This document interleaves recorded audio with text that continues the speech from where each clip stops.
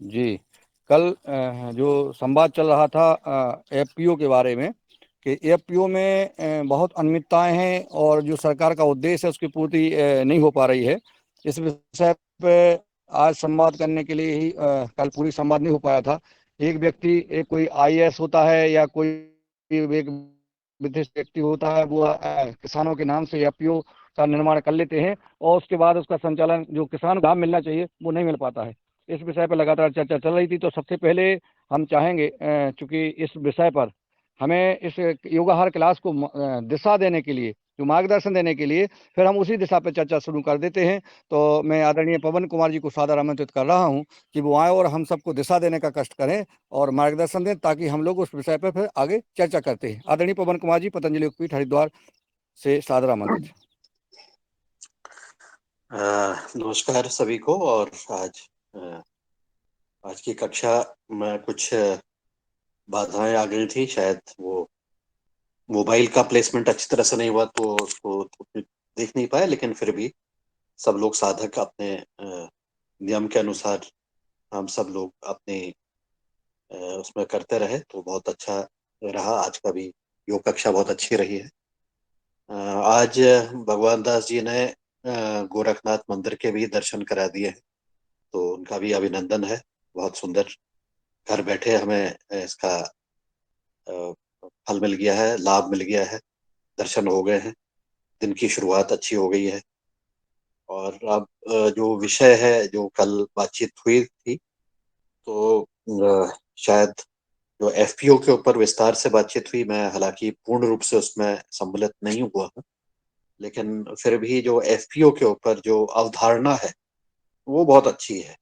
अवधारणा बहुत अच्छी है, लेकिन उसका क्रियान्वयन करते समय कई बार कई सारी समस्याएं आती हैं, कई सारी बाधाएं आती हैं। और कुछ लोग जो फायदा उठाना चाहते हैं उसका फायदा भी उठाते हैं। तो हर एक चीज के अच्छाई भी है उसमें। अपनी ऐसी परिस्थिति ऐसी हो जाती है कि जो जिस उद्देश्य से, जिस भावना के साथ कोई भी स्कीम बनती है, कोई भी योजना बनती है सरकार की, उसका लाभ पात्र व्यक्तियों तक नहीं पहुंच पाता है। यही मेरे ख्याल से इसका मूल है, चाहे वो एफपीओ हो, चाहे कोई और भी सरकार की बहुत सारी योजनाएं हैं। तो क्रियान्वयन में समस्या है, क्रियान्वयन करने वालों में समस्या है। और क्योंकि जब भी कोई योजना बनती है तो वो सबके लिए बनती है, लेकिन कुछ लोग उसका ज्यादा फायदा उठा लेते हैं और उसका लाभ सभी उचित जो जिनको मिलना चाहिए उसको नहीं मिल पाता है। लेकिन सब जगह ऐसा भी नहीं होता है। अगर हमारे लोग संगठित हैं, हमारे किसी एक गांव के या किसी एक क्षेत्र के लोग संगठित हों, तो वो सरकार की योजनाओं को भी सही दिशा और सही रास्ता मार्ग दिखा सकते हैं।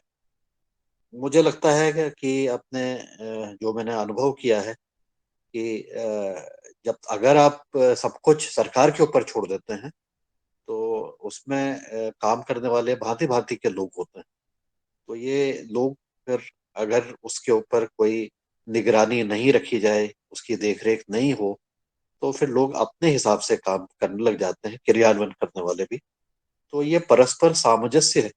जो चीजों का जो चीजें जनहित में हो के लिए बनाई गई हैं, उसमें जनता की भी भागीदारी उतनी ज्यादा महत्वपूर्ण है जितना कि क्रियान्वयन करने वालों। और अगर ऐसा होता है तभी जाकर के एक सभी तालमेल बैठ पाता है। और उसमें हम कतई ये अपनी जिम्मेदारी से नहीं हट सकते हैं कि ये सरकार ने ऐसी खराब योजना बना दी या इसका लाभ किसी और व्यक्ति ने ले लिया।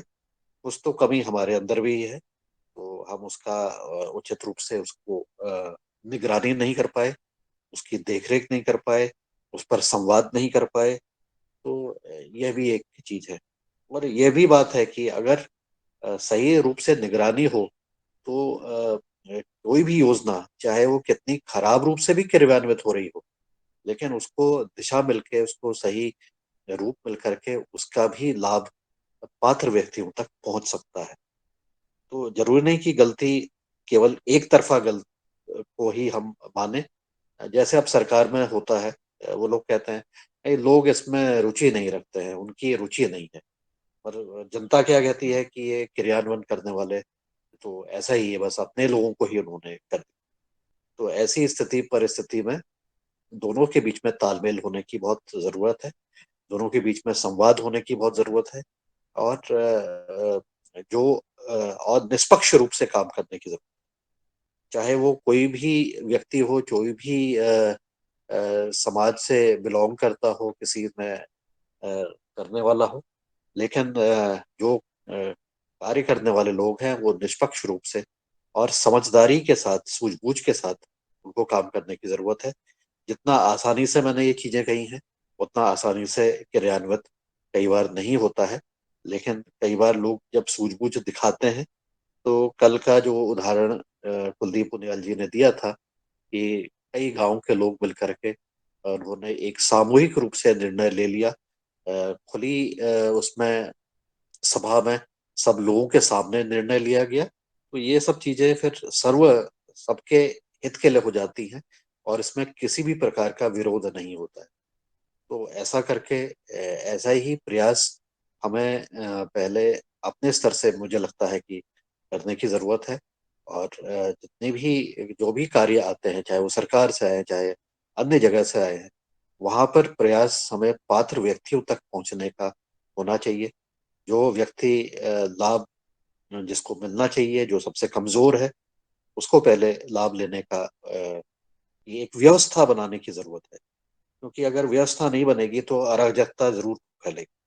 तो आप व्यवस्था अगर बना लेते हैं, और जो लोग हैं वो व्यवस्था बनाते हैं, सरकार के संवाद करके उस व्यवस्था को देखने का प्रयास करते हैं, जिस व्यवस्था के अंतर्गत सरकार ने किसी संस्था ने कोई योजना का क्रियान्वयन करने की बात सोची है, करना चाहते हैं, तो इसके तालमेल से ही हम सही अपने कार्य को कर सकते हैं, और इस पूरे समाज को एक खुशहाली की तरफ, या उसको आगे प्रगति की तरफ बढ़ने की तरफ हम आगे बढ़ सकते हैं।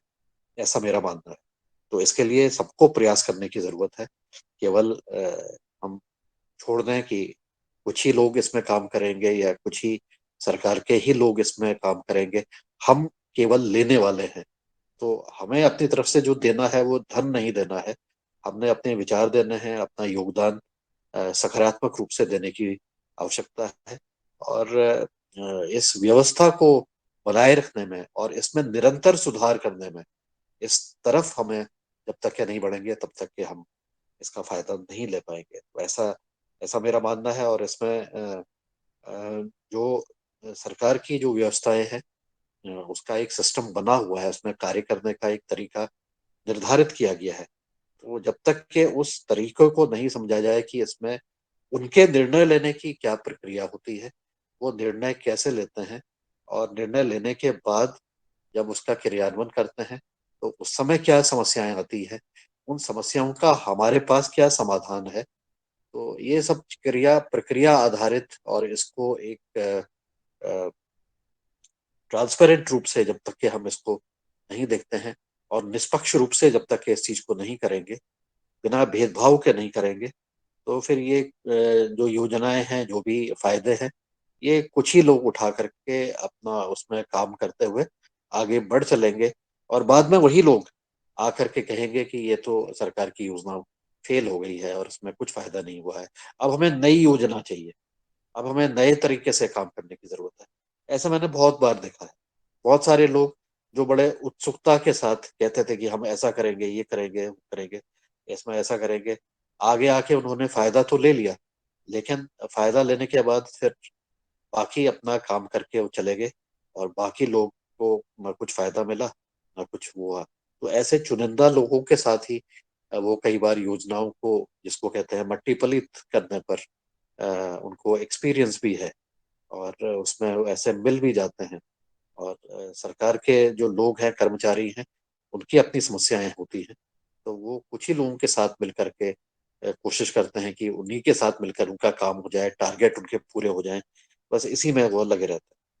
तो हमें एक सामाजिक सरोकार के दृष्टिकोण से अगर हम अपने कार्य को देखें, किसी भी चीज को देखें, अपने एफपीओ को देखें, किसी भी योजना को देखें, कोई भी गतिविधि हो रही है उसको देखें, तो उसमें एक सामूहिक सोच बनाते हुए कुछ लोगों को इसमें जरूर पहल करनी पड़ेगी, उसमें अग्रणी भूमिका निभानी पड़ेगी, लेकिन वो लोग निष्पक्ष रूप से काम करें और जनहित के रूप में काम करें। इस तरह की व्यवस्था में बनाने पर कुछ लोग जो आगे आए उनको सहयोग करने की बाकी लोगों की भी जिम्मेदारी है, और सब लोग फिर साथ मिल करके और अनुभव के आधार पर, चर्चा के आधार पर इस काम को सफलता की तरफ ले जा सकते हैं। और जाहिर है कि ये काम करके भी कई बार गलतियां होंगी, कई मुश्किलें आ सकती हैं। तो ये सब चीजों पर भी बार बार जब तक ये चर्चा नहीं होगी और इसके ऊपर लोग अपने विचार नहीं रखेंगे, अपने अनुभव नहीं रखेंगे, तो वो बात यही होगी कि ये तो ये काम कर रहे हैं और हमारा इसमें कोई लेना देना नहीं है। तो इस तरह से हम शायद अपने कार्य को आगे बढ़ते हैं। और एफ जहाँ तक कि एफपीओ की बात है, मैंने देखा कि बहुत सारे एफपीओ अब धीरे धीरे मेच्योर होने की तरफ बढ़ रहे हैं, कम से कम कुछ तो आगे बढ़ ही रहे हैं, और अपने कार्यों को सुचारू रूप से करते हुए अपने लिए सबसे पहले वो आधारभूत सुविधा तैयार कर रहे हैं, इंफ्रास्ट्रक्चर तैयार कर रहे हैं।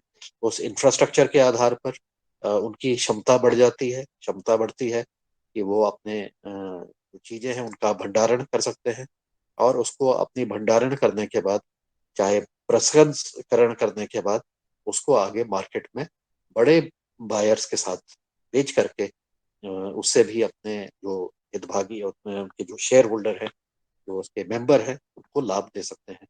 इसी प्रकार से जो एफपीओ है उसके माध्यम से लोग अपने जो आने वाली जो उसमें खेती में लगने वाली जो चीजें हैं उसको सामूहिक रूप से क्रय करके और अपनी इस प्रकार से कीमत को भी कम करते हुए और उसके वितरण की व्यवस्था बना सकते हैं। और ये जब व्यवस्थाएं इस तरह से बन जाती हैं तो फिर जो आम किसान है उसको सुविधा मिलने लग जाती है। तो एफपीओ की जो भूमिका है, एफपीओ की भूमिका जो अवधारणा है, वो इन्हीं चीजों पर केंद्रित है कि हम किसानों को सुविधा मिले, वो सुविधा में उसका योगदान रहे, उसको वो आवश्यक धनराशि जहाँ पर देने की जरूरत है तो आवश्यक धनराशि दे। इस व्यवस्था को चलाने के लिए कोई व्यक्ति या कुछ एक लोग जितना बड़ा उसका व्यवसाय होगा उसके आधार पर उसमें कार्य करें, कर्मचारी के रूप में कार्य करें, और उसमें से जो आने वाला मुनाफा है उससे उनकी जो तनख्वाह है और जो अन्य खर्चे हैं उसमें से निकल जाए। और इसी प्रकार से सामान को आप बेच करके जो उपभोक्ता है या बड़े क्रेता है उनके साथ मिलके बीच के जो कई सारे मिडल मैन हैं उनको भी आप एलिमिनेट कर सकते हैं, और आपका अपना इंफ्रास्ट्रक्चर बनेगा। तो उसमें आप अपना ऑफिस बना सकते हैं, उसमें अपनी भंडारण की जगह बन हो सकती है, उसमें आपके बाकी प्रसंस्करण से संबंधित चीजें हो सकती हैं, और सब लोग आकर के मिलजुल करके काम करें। यह उद्देश्य एक एफपीओ का है। अगर इसमें कुछ लोग जैसा चर्चा हो रही है और कुछ उदाहरण के रूप में आए हैं, मेरा मानना है कि ये बहुत जगह नहीं हुआ है ऐसा। कुछ जगह पर सब जगह पर मतलब जो एफपीओ कई जगह पर मैंने देखा है कि धीरे धीरे वो आगे अपने प्रगति की तरफ बढ़ रहे हैं। किसी की प्रगति तेज है, किसी की प्रगति ढीली है, कम है, और किसी की प्रगति केवल सरकार से जो मिलने वाली सहयोग है उसी तक ही सीमित है। तो इस तरह से भी हम एक ही उसमें नहीं रख सकते हैं किसी भी संगठन को। तो वहां पर जो लोग हैं, काम करने वाले जो लोग हैं, वहाँ के जो नेतृत्व करने वाले जो लोग हैं, उनकी अपनी जो मानसिकता है और जिस उद्देश्य से लेकर के उन्होंने अपने संगठन का या किसी भी चीज का निर्माण किया है, वह बहुत महत्वपूर्ण है। जैसे बीज उसमें डाले जाएंगे वैसे ही पेड़ उसमें उगेगा, और जिस प्रकार से उसका पोषण किया जाएगा वैसे ही उसमें फल और फूल और अन्य उसका फायदा मिलेगा। तो ऐसे अ, जब हम किसी का मूल्यांकन करें तो ये भी देखें कि उनकी मंशा क्या थी, वो मंशा उनकी सही थी कि नहीं थी। इस चीज का मूल्यांकन करना जरूरी है। और अगर मंशा सही है, विचार सही है, तो चाहे प्रगति धीमी हो रही हो, लेकिन आने वाले समय में उसका लाभ वो निश्चित रूप से उसको मिलेगा। लेकिन मंशा अगर खराब है और सोच ही खराब है, तो उसका रिजल्ट भी आने वाले समय पर, चाहे कुछ भी करें, उसका रिजल्ट खराब ही निकलेगा। उसको किसी न किसी रूप में वो सामने निकल के आएगा, जो खराबी है किसी न किसी रूप में सामने निकल के आएगी। तो इस दृष्टिकोण है, ये दृष्टिकोण है मेरा। बहुत सारे एफपीओ अच्छी तरह से काम कर रहे हैं, बहुत सारे एफपीओ अपने आप को जैविक खेती की तरफ भी कन्वर्ट करना चाहते हैं कि हम पूर्ण रूप से जैविक हो जाए। बहुत सारे एफपीओ हमारे महिला केंद्रित हैं, महिलाएं आकर के वो एफपीओ को चलाती हैं और उसमें अपना अच्छा व्यवसाय कर रही हैं। बहुत सारे एफपीओ हमारे उत्तराखंड में भी हैं, और वहां पर भी महिलाओं के द्वारा विशेष रूप से जब ये कार्य होता है, तो उसमें ज्यादा पारदर्शिता है, ज्यादा उसमें ईमानदारी है, ज्यादा उनकी चांसेस आगे सस्टेन होने की अच्छी हैं। तो ऐसा भी मैंने अनुभव किया हुआ है। तो इस चर्चा को हम आगे बढ़ाएंगे, और हमारे बाकी अपने साथ हमारे साथी अपने अपने विचार दे करके इस चीज में हम कैसे अपना योगदान कर सकते हैं, और अगर हम स्वयं कर रहे हैं तो उसमें हमारे क्या अनुभव हैं, इस पर भी प्रकाश डाल सकते हैं। आप सभी को बहुत बहुत धन्यवाद, नमस्कार। और आशा है आपका सभी का दिन शुभ होगा। नमस्कार। धन्यवाद सर। आपने पहले कल्लू कुशवाहा जी, आप अपना वीडियो प्लीज बंद कर लें और सुनते रहें, बस ऑडियो चालू रखें। जी वीडियो, हाँ वीडियो बंद कर लें, क्योंकि सभी की नज़र आप पे पड़ रही है, महुआ भी रहे हैं आप। ऐसा सुनते रहें। धन्यवाद कल्लू भाई। आदरणीय पवन कुमार सर ने जो हम सबको मार्गदर्शन दिया है कि सरकार की जो योजनाएं होती हैं, उसके लिए हमारी मंशा क्या है, और गति अगर धीमी है लेकिन मंशा अगर साफ है तो हम सफल होंगे। और अगर हमारी मंशा ठीक नहीं हो, गति कितनी भी तेज है, काम करने की क्षमता कितनी भी है, लेकिन बाद में हमारा परिणाम जीरो होता है और ठीक नहीं रहता है। हम सबको मार्गदर्शन दिया। मेरा एक निवेदन, आपने महत्वपूर्ण आपका समय है, चूंकि आपके पास जिम्मेवारियां बहुत हैं, परंतु आप इस योगाहार कार्यक्रम में मार्गदर्शक के रूप में, मुख्य मार्गदर्शक के रूप में आप हमें सबको प्रेरणा दे रहे हैं, दिशा दे रहे हैं। ये कल मैंने एक पेपर की कटिंग देखी थी, उसमें परम सिद्धि आचार्य जी और ने महिलाओं के साथ जो आजीविका से जोड़ने का कोई कार्यक्रम आसाम में हुआ है, उसके बारे में थोड़ा सा सदन को अवगत कराने का कष्ट करें, आदरणीय पवन कुमार जी। शायद मेरी आवाज आप जी तक जी पहुंच रही हो। जी। जी। हाँ हाँ। जी सर। ये जी। ये जो कार्यक्रम था, ये अभी 3 दिवसीय कार्यक्रम संपादित हुआ योगपीठ में। और इसमें असम राज्य से कृषि सखी आई हैं, करीब 39। और उनके साथ असम गवर्नमेंट के जो एनआरएलएम की जो टीम थी, उसके भी पदाधिकारी, राज्य स्तर के, कुछ ब्लॉक स्तर के भी उपस्थित हुए।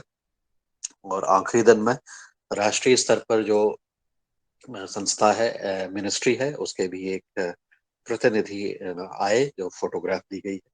तो इन कृषि सखी को अपने अपने ये जो कार्य कर रहे हैं, इनको सबको सरकार प्राकृतिक खेती के रूप में बाकी ग्रामवासियों को प्रेरित करने के लिए इनको प्रशिक्षित भी किया गया है। ये गांव में जाकर के मीटिंग भी करती हैं, ये जैविक खेती, प्राकृतिक खेती के बारे में चर्चा भी करती हैं, डेमोन्स्ट्रेशंस भी करती हैं। लेकिन मिट्टी की जांच करने के लिए इनके पास कोई भी चीज उपलब्ध नहीं थी। तो हमारा जो धरती का डॉक्टर किट है, इसके बारे में उनको एक जानकारी, प्रशिक्षण दिया गया कि वो स्वयं अपने खेतों में इसकी व्यवस्था बनाते हुए मिट्टी की जांच भी करें अपने कार्य के साथ साथ। और इसको अन्य जो ग्रामवासी हैं, उनके उनके लिए भी जांच का बना करके उसकी रिपोर्ट भी उनके लिए उपलब्ध करा दें। तो ऐसी ऐसी ये प्रशिक्षण कार्यक्रम हुआ, और ये लास्ट डे इनका एक हुआ है कार्यक्रम।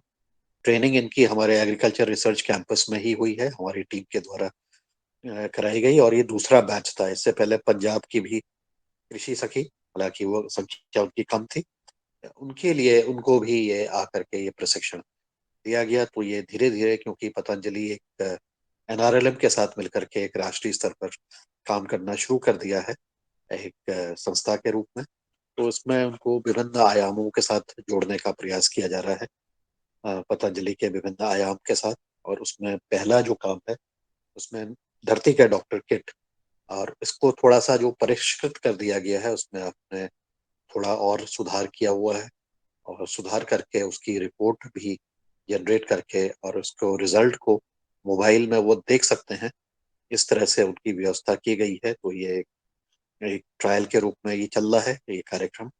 और बहुत अच्छी बात यह थी कि जब ये कार्यक्रम हुआ तो असम से तो बहुत दूर है हो जाता है। तो इतने सारी जितनी भी ये कृषि सखी हैं इनको असम सरकार ने फ्लाइट से भेजा है। और इसको करके ये इनके लिए जिंदगी का एक पहला अनुभव था। बहुत सारी कृषि सखी के लिए वो फ्लाइट में पहली बार बैठी। तो वो भी उनके लिए उनकी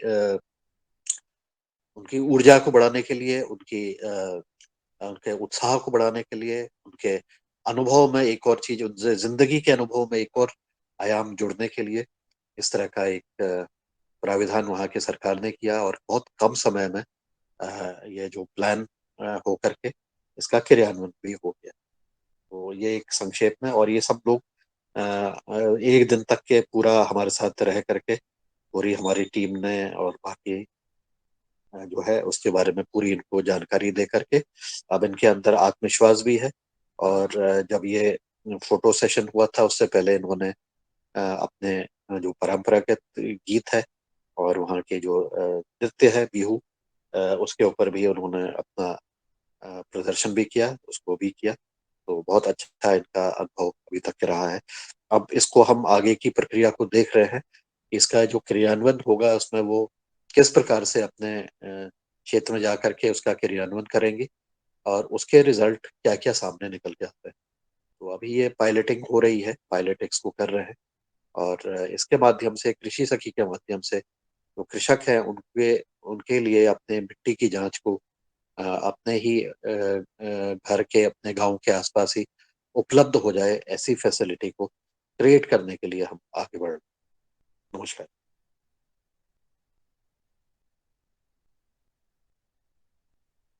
बहुत महत्वपूर्ण जानकारी दी गई है। और उन बहनों को, सखी बहनों को बधाई, शुभकामनाएं कि वो फ्लाइट से उस सरकार ने भेजा। सरकार का बहुत बहुत धन्यवाद। क्योंकि हमारी, अब हम कृषि मित्र और कृषि सखी, अब पुरुष और महिला दोनों का जो है इस जैविक और प्राकृतिक खेती के विषय पर जो है सरकार आगे लाई है। ये बहुत नई योजना है। इसके लिए पतंजलि को सरकार ने चुना। इसके लिए सरकार का बहुत बहुत धन्यवाद। और हर प्रकल्प में पतंजलि की सहभागिता हो तभी उसका परिणाम आएगा। ये भी देशवासियों का मानना है। आदरणीय डॉक्टर किशोर दुबे जी ने हैंड रेस किया है। मैं चाहूँगा कि वो आएँ और अपना संवाद करें। धन्यवाद मुनीलाल जी। आज की कक्षा बहुत अच्छी रही और विशेषता कल जो चर्चा एफपीओ के संदर्भ में चल रही थी और शरद जी ने जो बात कही थी आईएएस ऑफिसर्स और उसके संदर्भ में जो सबको पता है उसको आगे कैसे जाए, क्या किया जाए, इस बारे में पवन सर ने बहुत अच्छे बिंदु रखे हैं। उस और क्या क्या हो सकता है, कैसे हो सकता है, उसके बारे में दिशा भी दी है। उसका कुछ प्रैक्टिकल पार्ट जो होता है वो प्रैक्टिकल पार्ट क्या क्रियान्वयन कैसे होना चाहिए, इस संदर्भ में हमारे जो अनुभव है और कई संगठनों के अनुभव है और कई चीजों के अनुभव है, उन चीजों को मैं रखूंगा। उसके पहले एक कुछ चंद बातें मैं रख दूं कि कोई भी नया कारखाना निकालना, नई योजना निकालना, यह जो इंटरेस्टेड लोग रहते हैं वो उसमें यदि पहल करते हैं तो कोई बुराई नहीं है। अगर IAS, IPS, retired officers, professor, जो भी कोई भी हो, वो अगर नई स्कीम को लाते हैं तो उसमें कोई बुराई नहीं है। हम पूरा देश का चित्र यदि देखेंगे तो कई प्रकार के कोऑपरेटिव संस्थाएं जो खुली है, कोऑपरेटिव मार्केटिंग संस्थाएं खुली है, कोऑपरेटिव मार्केटिंग के जो कई प्रकार के कारखाने खुले हैं, शक्कर के कारखाने हो और या इसको कॉटन के कारखाने हो, कई प्रकार के कारखाने। तो उस क्षेत्र के जो चुनिंदा लोग थे जिनको उसकी जानकारी थी, गवर्नमेंट के साथ किस तरह से डीलिंग करना, क्या करना, कागजात कैसे करना, वो जिनको पता था वही वो योजना को ला सकते हैं, इसमें कोई दो राय नहीं है। मैं जिस शुगर फैक्ट्री का एडवाइजरी डायरेक्टर था 5 साल के लिए, वह महात्मा शुगर फैक्ट्री, वो भी एक रिटायर्ड आईएएस ऑफिसर ने ही लाई थी। और उन्हीं को पता था कि किस प्रकार के डॉक्यूमेंट चाहिए, क्या चाहिए, और उन्हीं के बदौलत वो महात्मा शुगर फैक्ट्री वर्धा जिले में विदर्भ में सबसे पहली बार बनी थी, या उसका मैं चश्मदीद गवाह हूँ। हाँ, तो जो कारखाने बनते, योजनाएं बनती, वो कौन इनिशिएटिव लेता है, उसमें कोई बुराई नहीं है। गड़बड़ कहाँ होती है? शरद जी का मैं बड़े इससे सुन रहा था कि भाई जो आदिवासी बेल्ट के आधार पे, आदिवासी मेंबर्स के आधार पे वहां पे एफपीओ बन जाता है, लेकिन उसका फायदा जो है 5 लोगों की मैनेजमेंट जो है वही लेती है और आगे कुछ होता नहीं है। जो चित्र शरद जी ने रखा है वो सिर्फ एफपीओ के बारे में नहीं है, वो पूरे देश के क्रियाकलापों के बारे में है। और इसको हम बड़े थोड़ा व्यापक तरीके से देखें कि जो भी करना है, नया राज्य बनाना है, नया जिला बनाना है, नया कारखाना बनाना है, तो जो इंटरेस्टेड लोग रहते वही उसमें इनिशिएटिव लेते, और इनिशिएटिव लेने के बाद कुछ वर्षों तक, कुछ अरसों तक वही राज करते। अपने देश में तो अपन देख ही रहे हैं। और लेकिन वो गलत नहीं है। फिर गड़बड़ कहाँ होती है? गड़बड़ होती है जो गांधी जी ने रास्ता बताया कि लोक शक्ति को हम पढ़ाने का काम करते नहीं, लोक शक्ति को लोग जागरण करके उनको इकट्ठा करने का काम करते नहीं। जयप्रकाश जी ने भी वही बात बोली कि लोग संगठन की बात करते नहीं है, और इसके वजह से हम जो भी, चाहे कारखाना हो, एफपीओ हो, जो भी स्वयंसेवी संस्था हो, उस पर प्रेशर ग्रुप को जो निर्माण करना है, वो प्रेशर ग्रुप को निर्माण करने में हम पीछे रह जाते हैं। इसलिए अच्छी जो योजनाएं है वह भी गड़बड़ी कर देती है। पवन जी ने बहुत अच्छे से बोला कि सिर्फ एफपीओ की बात नहीं है, बुरी चीज नहीं है, अच्छाइयों के बारे में भी हम जन संगठन नहीं कर पाते, जन शिक्षण नहीं कर पाते, लोक जागृति नहीं कर पाते, तो वो अच्छी योजनाएं भी धरातल में चली जाती है। इसका सबसे अच्छा उदाहरण है, मोदी जी ने किसानों के लिए 3 कृषि कानून लाए थे। हमने बार बार इस मंच से बोला था, और बाकी सभी सहयोगी ने भी बोला था कि अगर 2-3 स्टेट के लोग इसमें विरोध कर रहे हैं तो इसकी अच्छाइयों के बारे में जनता को बताएं, अच्छाइयों के बारे में हम अपने जहां जहां संभव हो वहां पर करें। कुछ लोगों ने प्रयास नहीं किए, नहीं, इसी बात नहीं है, लेकिन जिसको जिस तरह से बड़े मात्रा में होना चाहिए था, वैसा हम जन जागरण करने में हम सभी लोग पीछे रह गए। जन जागृति यदि होती, लोगों का प्रेशर यदि बढ़ता कि हाँ ये अच्छा ही है इसमें, तो निश्चित रूप से कृषि कानून एक उदाहरण सिर्फ मैंने दिया है कि अच्छी योजनाओं को भी हम जनता तक नहीं पहुंचा सकते हैं। अब मैं प्रैक्टिकल पार्ट पे आता कि जो शरद जी का सवाल था और बाकी भी हमारे सबके मन में है कि इनको अच्छा कैसे किया जाए। सबसे पहला तो काम यह है कि योजना किसने भी बनाई, एफपीओ रहे, शुगर फैक्ट्री रहे, जो भी रहे, उनको बनने दो। बनने के बाद में उसमें जितने भी 2000, 5000, 10,000 मेंबर बनते हैं, बनने दो, जो भी बनते हैं। अब ये जो मेंबर्स होते हैं, गांव स्तर पे हो, क्लस्टर स्तर पे हो, इनको उनके अधिकार को बारे में और कर्तव्यों के बारे में जन जागरण करना, ये हमारा काम है। ये जिसने आईएएस ऑफिसर ने बनाई या कोई नेता ने बनाई वो नहीं करेगा। वो शायद उसके मन में ऑनेस्टी होंगी तो वो निश्चित रूप से उसके जो लाभ है वो लाभ जनता तक पहुंचाएगा। लेकिन 90% लोग जो है वो किस तरह के हैं, वो अपने जो फैमिली मेंबर्स है या अपने दोस्त भाई है, उन्हीं के लिए वो योजनाएं चलाते हैं, ये भी हमने देखा है। तो इस स्थिति में क्या करना पड़ेगा कि जो मेंबर्स बनते हैं, ऐसे मेंबर्स को वहां पे उनके ग्रुप्स बना के या जहाँ पे जैसे भी तौर तरीके से हो, उनमें जागृति लानी पड़ती है, उनको प्रशिक्षण करना पड़ता है। महाराष्ट्र में कई प्रयोग ऐसे हुए हैं कि निश्चित रूप से शुगर फैक्ट्री किसकी भी है, कॉटन स्पिनिंग मिल किसकी भी है, लेकिन उनके मेंबर्स को अवेयर किया जाता, उनके राइट्स क्या है, उनके ड्यूटीज क्या है, उसके बारे में अवेयर किया जाता है, उनके संगठन किए जाते हैं। और साथ ही साथ दूसरी, यानी पहले तो उनको पढ़ाया जाए, अवेयर किया जाए, उनको संगठित करने का प्रयास किया जाए। और तीसरी स्टेप होती है कि भाई हर डेमोक्रेटिक पार्टी में, अपनी तो डेमोक्रेटिक कंट्री है, तो एफपीओ में भी चुनाव होते हैं, चुनाव नहीं होते ऐसी बात नहीं है, तो वो चुनावों में सहभागी होना पड़ता। भले ही हम शुरू में 1% 2%, लेकिन जो विरोध है कि भाई अगर या उस पे जो प्रेशर ग्रुप बोलेंगे अपन, तो ये प्रेशर ग्रुप क्रिएट ही करना पड़ता है। भले ही जो उसके एग्जीक्यूटिव मेंबर्स होते हैं, एग्जीक्यूटिव में नहीं तो आम सभा होती है, तो आम सभा में तो हम अपना आवाज खड़ा कर ही सकते हैं, बोल ही सकते हैं, जिसमें मैक्सिमम लोग बोल सकते हैं। ये बोलने वाला एक व्यक्ति, दो व्यक्ति भी अगर निर्माण हुए तो निश्चित रूप से उसको वो बाकी लोगों तक बातें सुनी जाती है और उस तरह से प्रेशर ग्रुप हुआ जाता है। एक उदाहरण के सिर्फ मैं एक चंद बोलूंगा कि 1947 में जब हमें स्वतंत्रता मिली थी और कांग्रेस पार्टी का पूरे देश में राज था, कभी सोचा था कि विरोधी पार्टियां जो नहीं के बराबर है, 2% 5%, उनका भी कभी राज आएगा? लेकिन प्रयास चालू रहे और प्रयास चालू रहते रहते रहते रहते हम देख रहे कि 50 वर्ष के बाद में निश्चित रूप से दायरा बदल गया है।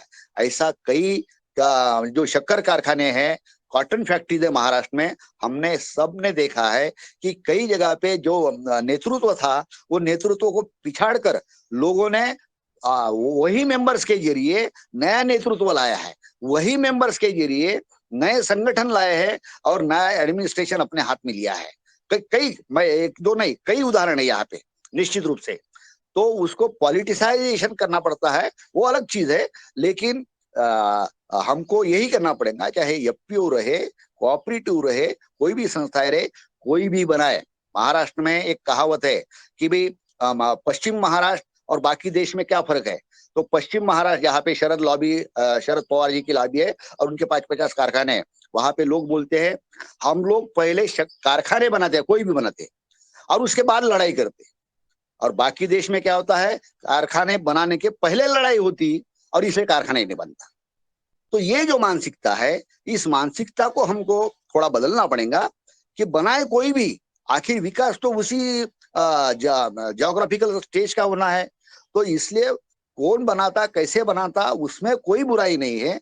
हमारा काम है उसके जो मेंबर्स है, उसके मेंबर्स में हम अपनी एंट्री करें, उन मेंबर्स के जरिए उनका प्रशिक्षण करे, लोक शिक्षण करे, उनको संगठित करे, उनका प्रेशर ग्रुप बनाए और साथ ही साथ में उनके जो चुनाव होते हैं, आम सभाएं होती है, वहां पे अपनी आवाज उठाए, तो निश्चित रूप से या उनके जो लाभ है, वो लाभ वो उन तक पहुंचने में मदद होती है। और दूसरा एक बिंदु जो बोलकर मैं मेरी बात खत्म करूंगा कि हमने देखा है कि मिनिमम प्राइस जो होती है, एफपीओ में बोलो, शुगर फैक्ट्रीज में बोलो, कॉटन स्पिनिंग में होती है, वो शुरू में देनी पड़ती है और जो ज्यादा का मुनाफा मिलता है वो बोनस के रूप में उनको बांटा जाता है।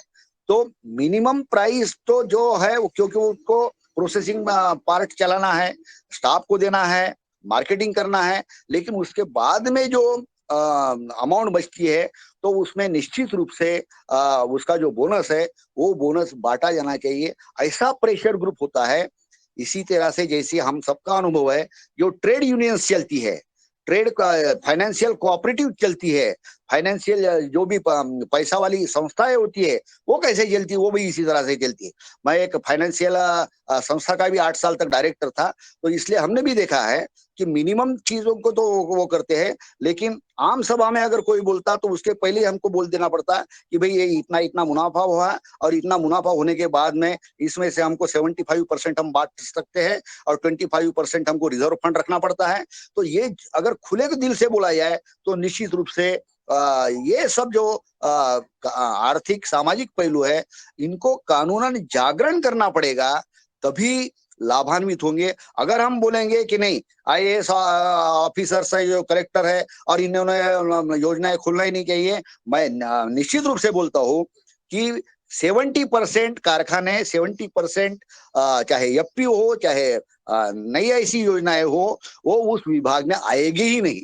क्योंकि कागजी गवर्नमेंट को चाहिए वो कागज और वो जो भी चीजें चाहिए वो कंप्लीट करना इतना आसान नहीं होता, वहां पे डील करना इतना आसान नहीं होता। इसीलिए एक उदाहरण मैं पेश करूंगा। मोदी जी ने अपने परराष्ट्र मंत्री जो अभी एग्जिस्टिंग है, किसको बनाया? जो एग्जिस्टिंग सचिव थे उसको बनाया। क्या बीजेपी में लोग नहीं है? लेकिन जिसको कायदे कानून पता है डील करने के, उसी के साथ में तरक्की करनी होती है। यह बात मैं सामने रख के फिर से हम सब लोग जनजागरण में सम्मिलित हो और इस तरह से हम आगे प्रयास करें। इन्हीं बातों के साथ में मैं मेरे वाणी को विराम करता हूँ। धन्यवाद। जी धन्यवाद डॉक्टर दुबे जी।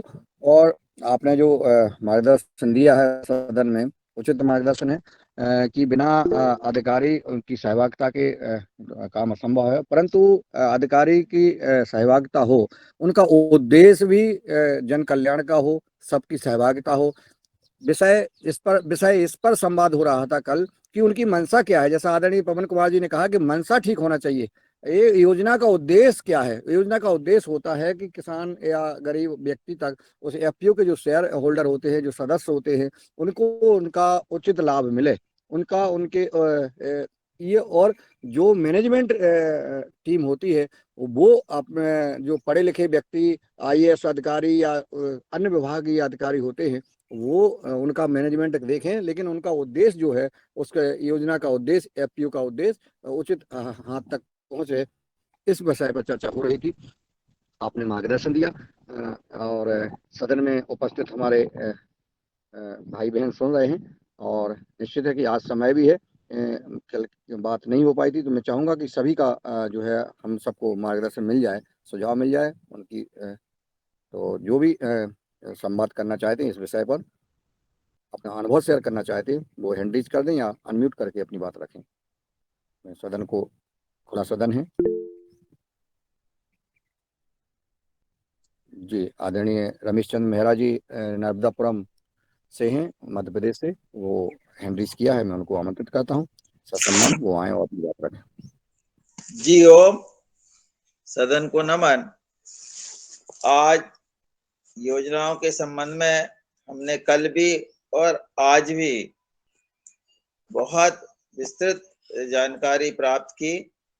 निश्चित रूप से कोई भी कारखाने या किसी भी संगठन को खड़ा करने में जानकार लोगों की आवश्यकता होती है, और बिना जानकार लोग के वह संगठन बनाने में बहुत कठिनाई आती है, और ये कठिनाई जन सामान्य उसको नहीं कर पाता। इसलिए कुछ जो विशेषज्ञ लोग होते हैं वही इसको करते हैं। परंतु जो बाद में दुबे जी ने जो कहा कि उस पर हमें प्रेशर ग्रुप बनाना चाहिए, ये बहुत जरूरी है। परंतु ये प्रेशर ग्रुप जब बनता है तो आपस में टूटन भी हो जाती है। बहुत सारे एनजीओ में जो है, इसी बात पे जब चुनाव होता है तो दो ग्रुप आपस में हो जाते हैं, और फिर वो जो एक संगठन है, वो संगठन भी धीरे धीरे बिखर जाता है। मेरे खुद के जैसे अनुभव है, सामाजिक संगठन के भी ऐसे ही अनुभव है। दूसरा, शासन ने मध्य प्रदेश सरकार में एक चले सोशल ऑडिट योजना चलाई है। इस सोशल ऑडिट योजना का उद्देश्य बहुत अच्छा है कि हम मतलब सरपंचों के और सचिव के काम को जनता के द्वारा या चुने जो व्यक्ति है उनसे हम जो है उसका ऑडिट करवाएंगे कि वो सही बना या गलत बना। यही योजना जो है अब उनके लिए लाभ की हो गई। कैसे हो गई है कि उन्होंने जो है लोगों से काम तो करवा लिए, उनकी पासबुक भी रखवा ली, और अब जो है वो काम भी हो रहे हैं, और जिनको फायदा होना चाहिए, जैसे मनरेगा का उसमें बहुत ज्यादा ऑडिट होता है कि मनरेगा में कौन सा काम हुआ है, कैसा हुआ है, किसने किया है। तो अब उनने जो लोग प्रेशर ग्रुप बना सकते थे या जो हितग्राही थे, उनको ही बहुत कम पैसों में, मतलब पासबुक भी रख ली और उनको कहा भैया तुम काम मत करो, परंतु ये पैसे ले लो और बस दस्तखत कर दो। तो जो जिनको नियंत्रण करना था वे ही उनके सहयोगी बन गए। अब ना वो कुछ कह सकते ना सुन सकते। ऐसे बहुत सारे जब हम प्रशिक्षण कर रहे थे तो लोगों के विचार आए, तो अब वो योजना जो है वो उनके लाभ के लिए हो गई, ऐसा हमने अनुभव किया है।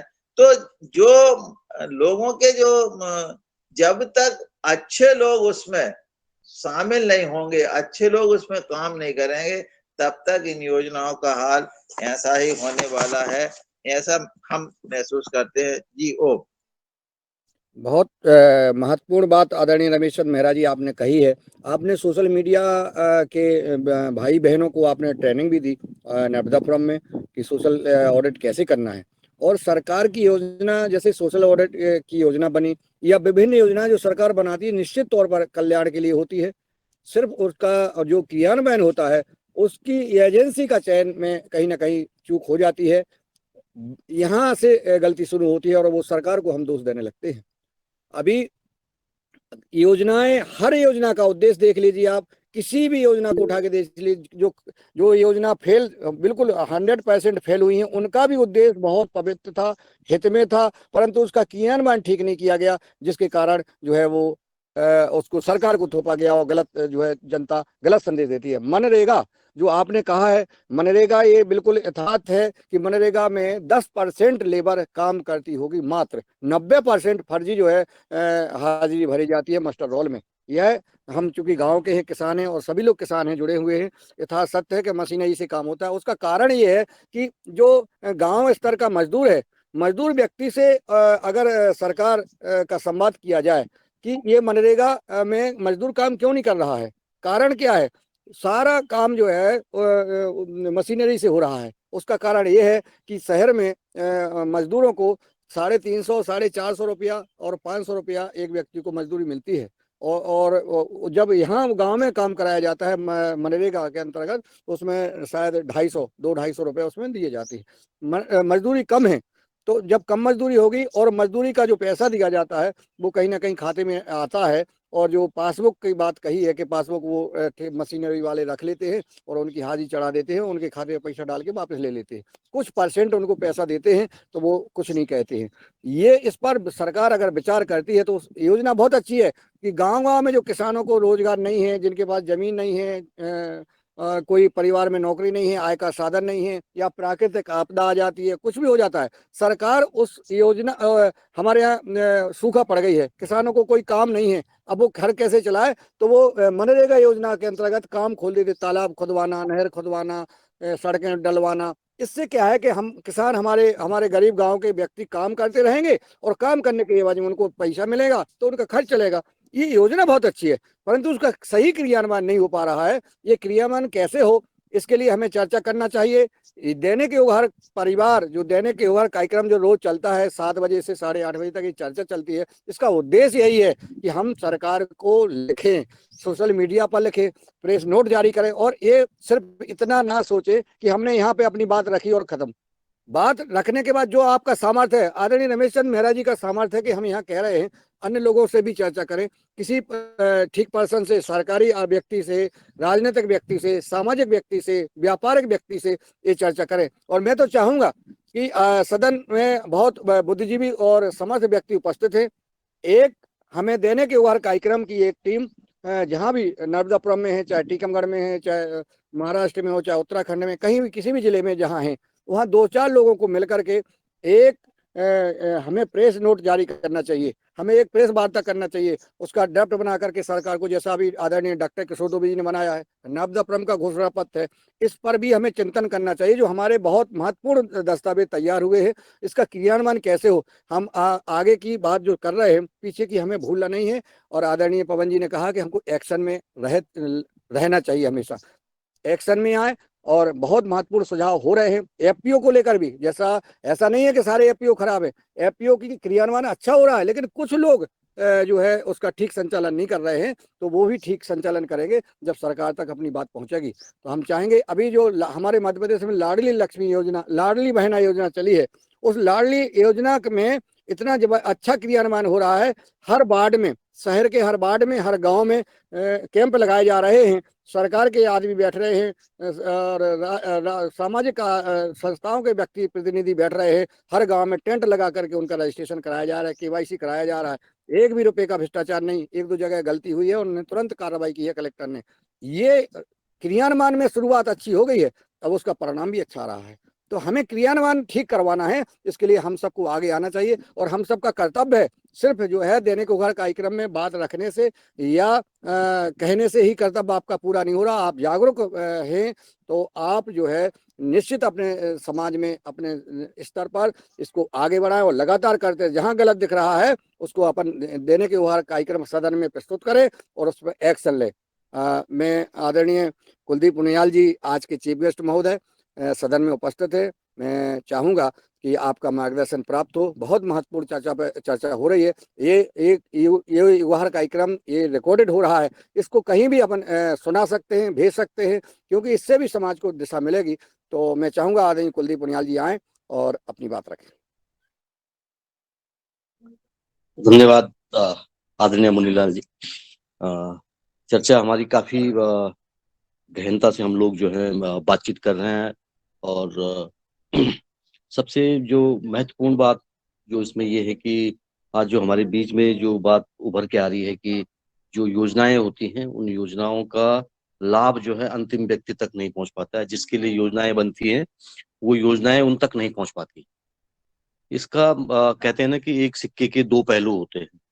तो मैं थोड़ा सा जो है, हो सकता है कि आप लोग इससे सहमत हों या ना हों, और ये हो सकता है कि चर्चा का विषय भी हो। मैं एक दूसरे पक्ष पे थोड़ा सा बात करना चाहता हूँ। एक दूसरा पक्ष इसका जो है, अगर हम थोड़ा सा पीछे जाएं, बैकग्राउंड में अगर हम जाएं, तो आज़ादी से पहले जो हमारे गांव थे उन गांवों की अगर हम कल्पना करें कि जो वो गांव थे हमारे आज़ादी से पहले के जो गांव थे, आज़ादी से पहले हमारे गांव अगर थोड़ा सा जो हम सुनते थे, जो हमने अपने बुजुर्गों से सुना है, वो गांव जो है अपनी व्यवस्थाएं खुद संचालित करते थे। संचालन उनका, चाहे वो पानी की व्यवस्था हो, चाहे वो पेयजल की व्यवस्था हो, चाहे वो किसी और चीज की सामाजिक कार्यों की व्यवस्था हो, वो स्वयं जो है अपनी व्यवस्थाओं को संचालित करते थे। और उनका वो बहुत प्रभावशाली होता था, वो जो संचालन होता था। और इसका मैं समझता हूँ कि इसका जो मूल आधार था वो संगठन था, क्योंकि हमारी गांवों में जो संगठनात्मक जो भावना थी वो बहुत मजबूत थी। और गांव के लोग अपने विकास के लिए खुद ही जो है अपनी व्यवस्थाएं खुद बनाते थे, सरकार से कुछ लेते नहीं थे। ऐसा मैंने सुना है और पढ़ा भी है कि मतलब जो गांव जो है, बल्कि उल्टा लगान हम लोग देते थे, उल्टा हम जो है कर देते थे। जो हमारे जो राजशाही होती थी या जो राजा होते थे या जो दूसरे जो हम पे राज कर रहे थे, उनको हम कर देते थे। लेकिन आजादी के बाद जो बदलाव आया, जो गांव बिल्कुल खड़े थे, हमारे गांव खड़े थे, मतलब कि अपने पाँव पे खड़े थे, स्वावलंबी थे, स्वावलंबन की तरफ स्वावलंबी जैसे थे वो, स्वावलंबी तो मैं नहीं कहूँगा, स्वावलंबी जैसे थे कि अपनी व्यवस्थाएं वो खुद संचालित कर रहे थे, अपने विकास की बातें वो खुद करते थे। और ये विकास का जो दूसरा दौर शुरू हुआ, ये आजादी से पहले अगर हम कहें तो गांव अपने पाँव पे कहीं ना कहीं खड़े थे, वो अपनी व्यवस्थाएं खुद चला रहे थे। लेकिन आजादी के बाद जब हमारी सरकार आई, सरकार गठन हुआ, तो वहां से जो सरकार का जो मैसेज था, जो सरकार ने जो मैसेज दिया, वो ये था कि भाई आप लोगों ने बहुत कष्ट सहे हैं, बहुत दुख झेले हैं, अब हम जो हैं आपके विकास की बात, आपके विकास के कार्यक्रम हम खुद करेंगे। आपके लिए हम स्कूल खुद खोलेंगे, अस्पताल हम खुद खोलेंगे, आपके लिए हम सब कुछ हम जो है आपके लिए हम बहुत सारी योजनाएं बनाएंगे। ये मैसेज सरकारों की तरफ से आया। और इससे जो एक जो सबसे बड़ा जो वो पड़ा प्रभाव, जो मुझे लगा कि जो प्रोसेस में जो आया, विकास की प्रक्रिया में जो आया, कि जो गांव खड़े थे अपने विकास की योजनाएं खुद बनाते थे, खुद चलाते थे, अपने विकास के काम खुद करते थे, वो एक तरह से थोड़ा सा जो है उनके अंदर एक भावना आ गई कि अब हमारा कोई सुनने वाला आया है, अब हमें विकास पे उतना चिंतन करने की जरूरत नहीं, अब हमें कोई अपनी योजना बनाने की कोई जरूरत नहीं थी। जो हम कल अपने वनों का संरक्षण खुद कर रहे थे, अपने पानी का संरक्षण खुद कर रहे थे, वो जो है अब अचानक से परिवर्तन आया उसमें। और जो लोग खड़े थे वो मेरे हिसाब से धीरे धीरे वो बैठ गए। उन्होंने कहा अब हमारे तरफ सोचने वाला कोई दूसरा भी है। तो वो जो दूसरा जो सरकार जब इस तरह से आई, तो धीरे धीरे सरकार ने बहुत सारे कार्यक्रम लाए, सब्सिडी के कार्यक्रम लाए, फ्री के कार्यक्रम लाए, कि जिससे लोगों को जो है मुफ्त में जो है चीजें दी जाएं। और लोगों को जो है, तो जो लोग बैठे भी थे, जो लोग बैठ गए थे, वो फिर जो है लेट गए। और जब वो लेटे, तो अब हम जो है 80 के दशक की तरफ अगर हम जाएं, 80 और 90 के दशक में हम लोग फिर वही बात करने लगे जो आजादी से पहले की बात थी। आजादी से पहले की जो बात थी कि भाई हम अपने गांव की योजना बनाएं, हम अपने गांव का सूक्ष्म नियोजन करें, माइक्रो प्लान बनाएं अपने गांव का। जो लोग वो धीरे धीरे अपनी जो अगली जनरेशन आ गई, तब तक हमारी जो हमारी पहले की जनरेशन थी आजादी की पहले की, वो जनरेशन जो है अपने गांव के बारे में खुद चिंतित होती थी, खुद अपने चीजों का, अपने संसाधनों का संरक्षण खुद करती थी, अपने विकास के बारे में खुद सोचती थी। वो धीरे धीरे वो कहने लगी ये कौन सी नई बात करने लग गए, अब हमारे तो हम तो योजना बनानी हमें आती नहीं, वो तो हम तो सब भूल गए। क्योंकि इस दौर में 30-40 साल के दौर में ये सब चीजें हुई कि लोग जो हैं अपने विकास के प्रति जो है थोड़ा उनको उनको ये लगा कि सरकार का ही ये काम है, ये काम सरकार का है, ये हमारा नहीं है। तो ये बातें जो है जो लोग बैठ गए थे, फिर वो लेट गए, और लेटने के बाद हमने उनको कहा भाई अब खड़े हो जाओ, अपने गांव की योजना खुद बनाओ, अपने गांव की योजना बनाओ, हम उसमें संसाधन हम आपको देंगे, आपका भी अंशदान उसमें होगा, योगदान होगा। लेकिन जो है धीरे धीरे हुआ ये कि लोगों की जो है भागीदारी, निष्क्रियता जो है बढ़ती गई, सक्रियता उनकी जो है कम होती गई, और उससे जो है पूरी विकास की प्रक्रिया में बाधा पहुंच गई है। और आज जो हम देख रहे हैं, आज जो हम भुगत रहे हैं, आज जो हम कह रहे हैं कि हम ये बात जो जो कल जो बात पे मैंने चर्चा की थी, वो ये वही बात थी कि हम लोग जो है हमारा इंटरेस्ट खत्म हो गया है। हम जो है अपने विकास की, जैसे कल शरद जी ने जो बात उठाई, शरद जी ने जो कहा कि भाई एक विकास, एक जो है आईएएस आ रहे हैं, वो यहाँ पे एक योजना चला रहे हैं, अब एक प्रोड्यूसर कंपनी बना रहे हैं, और जो अंतिम व्यक्ति है जिनके लिए जो ये योजना बनी थी वो उसका लाभ नहीं ले पा रहे हैं, क्योंकि उनकी इच्छा जो है अब खत्म हो गया, इंटरेस्ट खत्म हो गया है। उनकी इच्छा जब मर गई है तो वो अब इसका उनको कुछ वो नहीं है, अंदाजा नहीं है कि ये क्यों हो रहा है, क्या हो रहा है। वो सिंपल उसमें जो है एक निष्क्रिय भागीदारी कर रहे हैं, सक्रिय भागीदारी नहीं है। सक्रिय भागीदारी होता तो वो इंटरेस्ट होता उनका उसमें। तो बिना इंटरेस्ट के जो है हम किसी भी चीज का लाभ लेना, जिसको आज हम जागरूकता कह रहे हैं कि लोगों को जगाओ, लोगों को जागरूक करो, लोगों को जो है उनको जगाने की जरूरत है, तो उनका इंटरेस्ट खत्म हो चुका है, उनका जो जागरण जो था उनके अंदर का वो खत्म हो चुका है। वो अब अपने विकास के पर वो सोचते हैं कि सरकार जब करेगी तो वही होगा, मतलब वही हमारे लिए है, वही हमको करना, हमें कुछ ज्यादा सोचना नहीं है। हमें जब सोचना नहीं तो हमारी निष्क्रियता बढ़ जाती है। तो वो वही निष्क्रियता आज है, हमारी जड़ता कर रही, जड़ता जो है वो आज हमारे बीच में है और हमारे समाज के बीच में है। और जो जितना दूर है वो उतना ज्यादा जो है इससे प्रभावित है। और वो अपने इंटरेस्ट जब उसका है नहीं तो वो योजनाओं में भागीदारी भी नहीं कर पा रहा है। अगर वो उसकी इंटरेस्ट ज्यादा होता, उसका अगर उसका इंटरेस्ट ज्यादा बढ़ता सा, उसका इंटरेस्ट होता अगर, तो वो कोई उससे छीन नहीं सकता था योजना। अगर उसके अंदर जागरण होता, उसके अंदर होता कि ये हमारी योजना है, हमको करना है, तो वो उसको वो उसमें भागीदारी करता, उसमें सक्रिय भागीदारी करता। सक्रिय भागीदारी का मतलब है कि उसमें वो योजना निर्माण से लेके, क्रियान्वयन से लेके, अनुश्रवण से लेके, मॉनिटरिंग जिसको हम कहते हैं, और उसके मूल्यांकन तक उसमें भागीदारी करता। अभी हम बीच की एक कड़ी में क्रियान्वयन में भागीदारी करते हैं, वो भी निष्क्रिय भागीदारी हमारी होती है कि किस लिए बनाया, क्यों बनाया, क्या होगा, इसका क्या अंजाम होगा, उस पर हमारा ज्यादा फोकस नहीं होता। तो आज जो है हमारे सामने ये बात है कि हमें फिर दोबारा से खड़े होने की जरूरत है, उन गांवों को अपने लिए खुद जो है सोचने की जरूरत है, अपने लिए जन जागरण, अपने लिए जो है जागृति लाने की जरूरत है आज की डेट में। जो पहले थी, मतलब मुझे लगता था कि वो पहले थी आजादी से पहले के गांव, अगर हम देखेंगे जो पुराने हमारे गांव थे, वो खुद ही अपने लिए, मतलब सब मंदिर खुद बना, इतने बड़े बड़े मंदिर जो आज आप देखते हैं हम, वो सब स्वप्रेरित है, सो लोगों ने अपने खुद बनाए हैं। इतने बड़े बड़े जो हैं, आज हम देखते हैं कि सिंचाई की नहरें, गूले वो आज भी चल रही हैं। वो इतनी मजबूत थी क्योंकि उनमें स्व था, मतलब उनमें ये था कि वो हमारी अपनी है। वो भागीदारी इस तरह से करते हैं कि ये हमारा योजना है, ये हमारी प्लान है, इसमें हमें उसको मजबूत होना चाहिए। तो जो पुरानी चीजें हैं आज, वो आज भी जो है मजबूती से खड़ी हैं। लेकिन जो इस विकास के दौर में जो बनी है, चाहे वो हमारी स्कूल की बिल्डिंग है, चाहे वो हमारी हॉस्पिटल की बिल्डिंग है, चाहे हमारी वो नहर है, चाहे हमारी वो गूल है, वो सब चीजें जो है कुछ समय बाद जो है ध्वस्त हो गई हैं।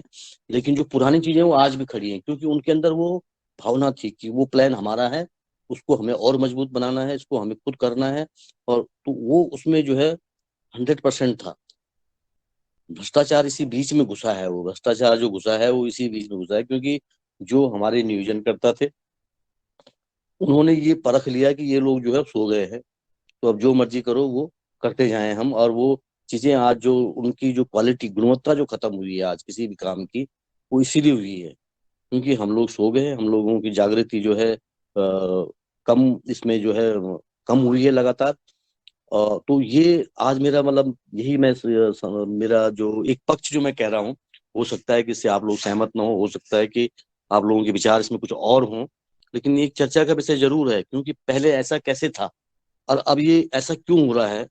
ये इस पे हमें आज चर्चा, ये विषय चर्चा का विषय है और ये चर्चा का विषय ही नहीं है, इस पे काम करने की जरूरत है। आज हमें फिर से पुनर्जागरण इसमें जो है पुनर्स्थापना करने की जरूरत है। उन मूल्यों को, उन मानकों का जो है, उन मूल्यों का, उन मानकों को आज हमें जो है खड़ा करने की जरूरत है। तो यही बात मुझे लगती थी कि मतलब जो है गांव में जब हम इंटरेक्ट करते हैं, लोगों से बात करते हैं, तो यही बात समझ में आती है कि लोगों की जो है, लोग ये लाते हैं, ये समझते हैं कि ये बाहर से क्या लाया, थैले में कुछ लेके तो नहीं आया हमारे लिए। तो ये मतलब लोगों की ये हो गया कि कोई बाहर से लाने वाला है, तो खुद अपने लिए सोचना जो है कि हम क्या दे सकते हैं, वो थोड़ा भावना हमारी लगातार कमजोर पड़ी है।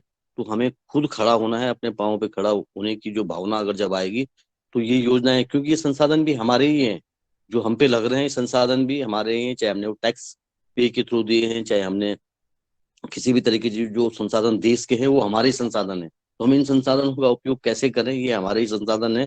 जब ये जागृति आएगी तो शायद वो गुणवत्ता हमारी जो है सुधरेगी। तो मेरा यही कहना था कि इस विषय पे चर्चा हम और कर सकते हैं और बढ़ा सकते हैं, और इन पे जो है आगे जो है हम कैसे हम जो है इन गाँवों को और मजबूत कर सकते हैं। ये इस विषय को जो लेके जो है ये लंबी चर्चा का विषय है, और इस पे हम एक योजना का रूप भी दे सकते हैं कि कैसे हम अपने गांव में ये मैसेज देके जाएं कि गाँव को कैसे इस तरह का जागरण दें कि भी ये योजनाएं, क्योंकि योजना तो आपने खुद अपने लिए बनानी है। क्योंकि ये इस तरह का बात हो गई है कि मैं एक छोटा सा उदाहरण दे रहा हूँ कि अगर एक पिता अपने बेटे को पढ़ाना चाहता है, अगर बेटा ना चाहे कि मैं पढ़ूं, वो चाहे बाप उस पर कितना भी खर्च कर ले, कितना भी इन्वेस्टमेंट कर ले, उसको कितना भी ट्यूशन पढ़ा ले, कितनी कोचिंग करवा ले, अगर वो नहीं चाहता है कि मेरा विकास हो, कि मैं मुझे पास होना है, मुझे फर्स्ट आना, अगर वो नहीं चाहता है, तो ये कुछ नहीं कर सकते हैं। आज स्थिति हमारी यही हो गई है, और बीच के बिचौले इसी का फायदा उठा रहे हैं। आज जो हम देख रहे हैं कि जो बातें उठ के आ रही हैं वो इसी का फायदा उठा रहे हैं। तो मैं अपनी बात को यहीं पे समाप्त करना चाहता हूँ। और ये एक चर्चा का विषय जरूर है, सहमति असहमति का विषय भी हो सकता है। इस बात को हमें जो है जरूर जो है आगे जाके जो है इस पे और गहनता से चर्चा करनी चाहिए। धन्यवाद। धन्यवाद आदरणीय कुलदीप पुनियाल जी, बहुत महत्वपूर्ण बात रखी आपने। और जब आप चर्चा कर रहे थे तो हम चिंतन कर रहे थे, और हम उस गांव में उस माहौल में पहुंच गए थे जब गांव के विकास के लिए तालाब खोदे जाते थे, कुआं खोदे जाते थे, नहरें डाली जाती थी।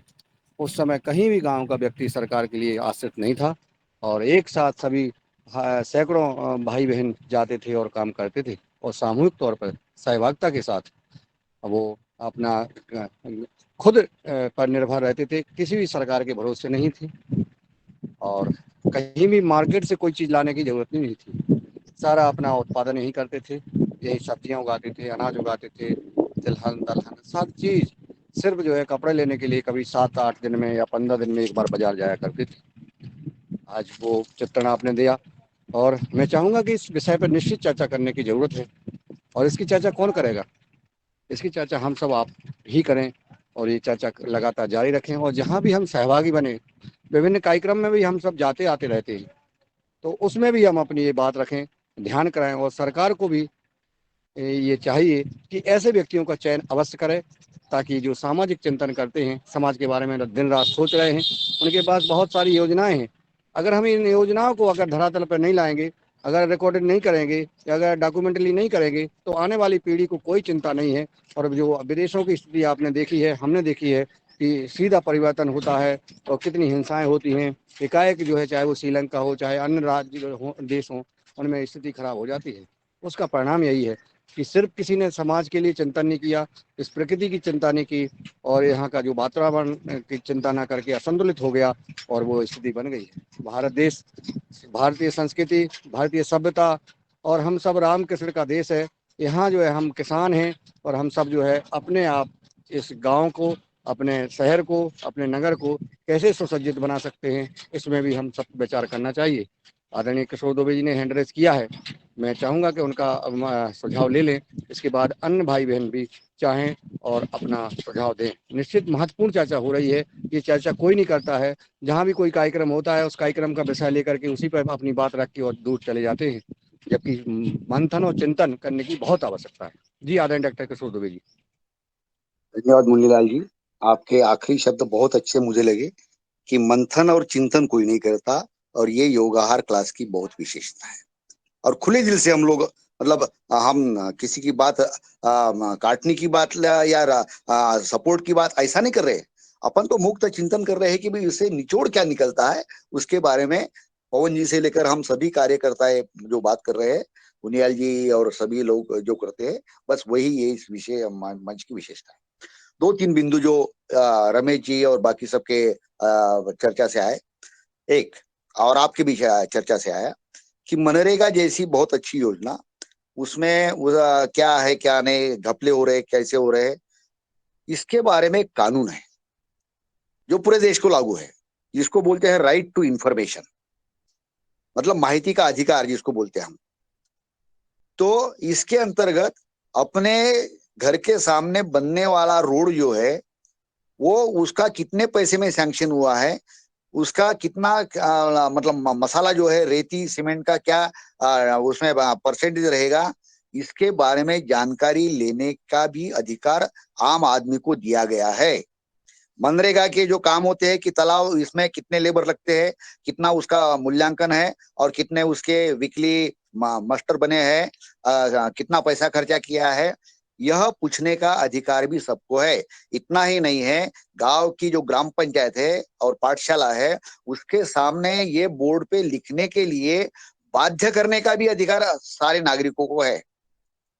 अब इन अधिकारों को कौन क्रियान्वित करता, हम अपने से ही पूछे। बस दिक्कत वही आ रही है, बहुत अच्छी अच्छी योजना है, अच्छे अच्छे कानून है, लेकिन उनको क्रियान्वयन कोई नहीं करता।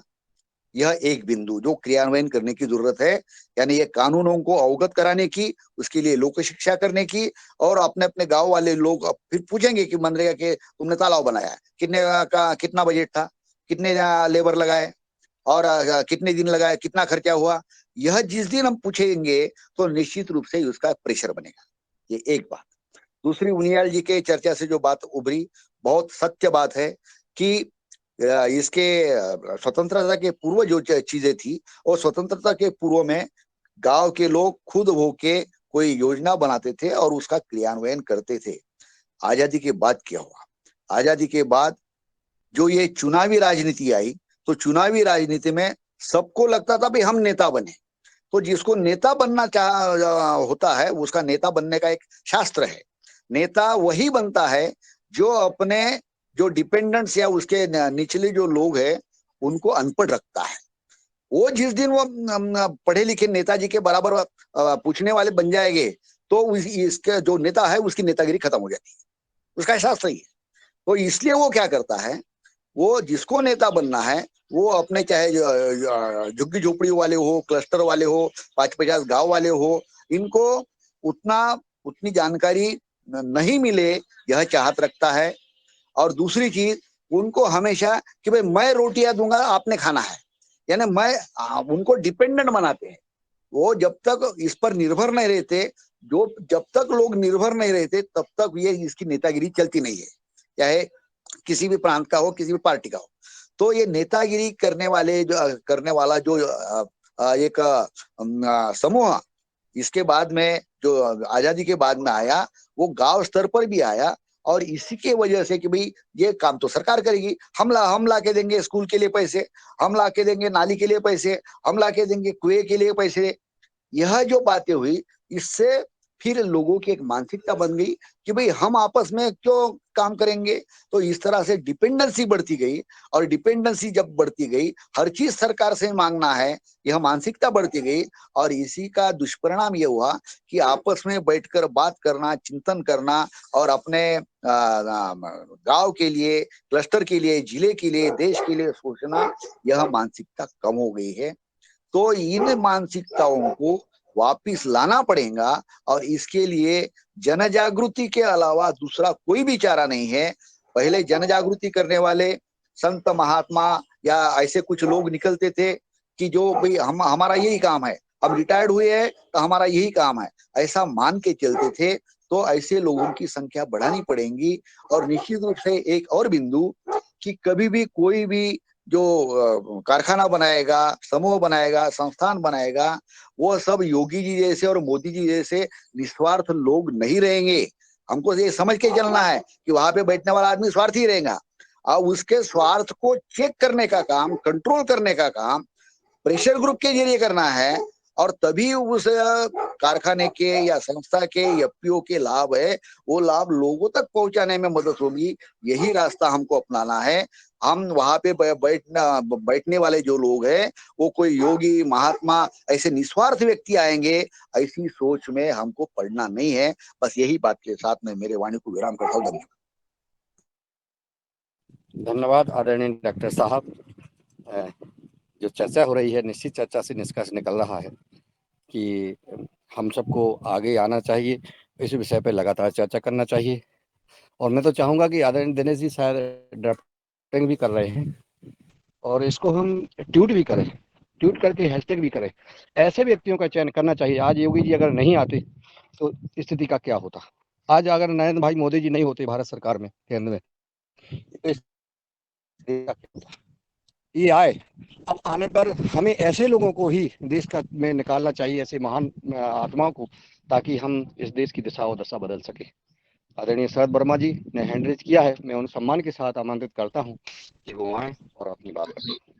सदन को कोटि कोटि प्रणाम। आज जो चर्चा चल रही है वो बहुत विशिष्ट है। आज पवन सर, दुबे सर, सभी के जो मंथन होके जो निकल रहा है, वो कुछ ना कुछ कहीं ना कहीं इन व्यवस्थाओं को सुधारेगा। इन व्यवस्थाओं में नई शासन जो योजना बनाता है, वो कहीं ना कहीं फायदे के लिए तो बनाता है, और फायदा होता भी है उससे। लेकिन मेरा इतना कहना है कि नीचे स्तर तक उसका फायदा पहुंचे, और उसके लिए जो ऑडिटर होते हैं, जो ऑडिट करते हैं, वो किसी संस्था से कराना चाहिए। कुछ भी, जैसे कोई पतंजलि जैसे समूह अपने हैं, ऐसी कोई बड़ी संस्थाएं हों जो इनको ऑडिट करे, किसी भी एक ग्रुप को लेके उसको ऑडिट करे, और वो ऑडिटर जो हो निष्पक्ष चीजों को रखे, तो इन व्यवस्थाओं पे कंट्रोल हो सकता है। दुबे सर का जो प्रेशर समूह है, वो बहुत ऐसे, हम लोगों ने तो पढ़ा भी था, ये 10th 11th में पढ़ाया जाता था कि प्रेशर समूह जो होते हैं वो कई दिशाओं में अच्छा काम करते हैं, और उनके रिजल्ट भी अच्छे आते। प्रेशर समूह भी बहुत जरूरी। व्यवस्थाएं कैसे सही हों और कैसे चले, वो चल भी पाए, ये सब चीजों का मंथन जो हो रहा है वो बहुत महत्वपूर्ण है। और सदन से जो कुछ निचोड़ निकलेगा वो बहुत आम जनता के लिए, आम पब्लिक के लिए बहुत लाभकारी होगा। बहुत महत्वपूर्ण ये चर्चाएं हैं, और इनकी जो गरिमा और जो इसका निचोड़ जो निकलेगा, वो अंतिम आदमी तक जरूर इसको पहुंचेगा। बहुत सारे ग्रुप अच्छे चल रहे होंगे, ऐसा नहीं है कि ग्रुप अच्छे नहीं चल रहे, या फार्मर प्रोड्यूसर कंपनियां कुछ अच्छी नहीं चल रही है। जो चल रही है वो तो ठीक है, जो नहीं चल रही है उनकी चर्चाएं हैं अपनी। और उनमें से कैसे लोग इन लोगों से कैसे बचाया जाए। बड़ी संस्थाओं में जो जैसे नेताओं के रिश्तेदार जो आ जाते हैं, हमने देखा कि महाराष्ट्र में जैसे रोडवेज बस है, आज भी चल रही है, वो बहुत बढ़िया, लेकिन एमपी की रोडवेज बस नहीं चल रही। क्यों नहीं चल रही? कि यहाँ के ड्राइवरों ने डीजल खा गए, गाड़ियों को खा गए, तो रोडवेज बस बंद हो गई। जो हजारों रोजगार एक शासन ने पुराने समय में पैदा किया था, जिससे हजारों आदमियों को रोजगार मिल जाता था, वो रोडवेज बस एमपी के ड्राइवरों ने बंद कर दिया।